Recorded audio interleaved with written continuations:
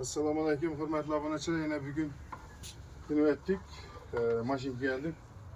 Qo'yni yungini olish uchun berrakka mashinkani ko'rsatib ber. Mana shunday mashinka oldik. Mana buni ishlatish har turli 6 skozachalar bor ekan. Skoza qo'yasiz, qizib ketsa, hozir 3-qo'yimizni olishimiz, qizib ketsa buni bu kirliydi, qo'yda kir bo'ladi bilasizlar. Kirlasa suya niyat oladi bunga.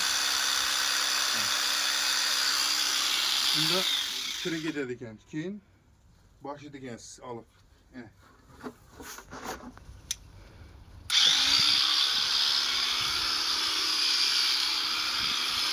Aşağıdan gözetip gerekiyor.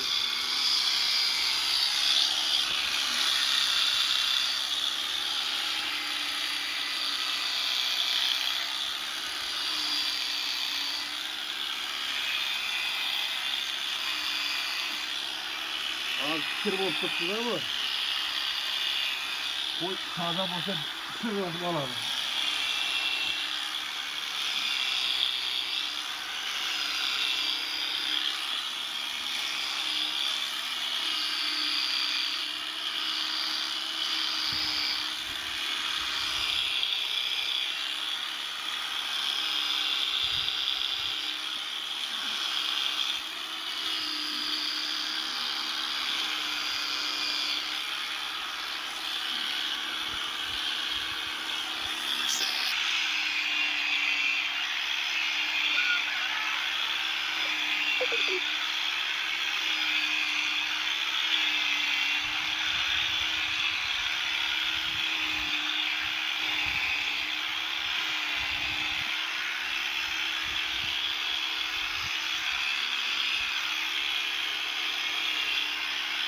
Evet.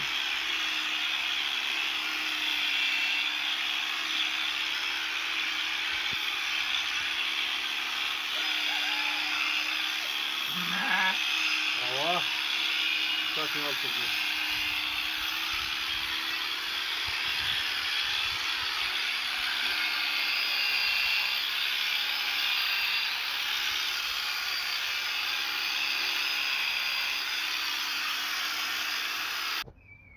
Dostlar şunu yazdı, koyumuz bu kış ayı kirlegen.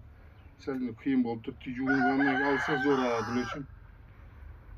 Былтырла alganımda zor aldı da sırası kömün ona yetmedi. Derhal alıp taşıdık. Az bu kir bolgandan kışta bilesizler, musor çağım. Şundan kıyım bolup tuttu.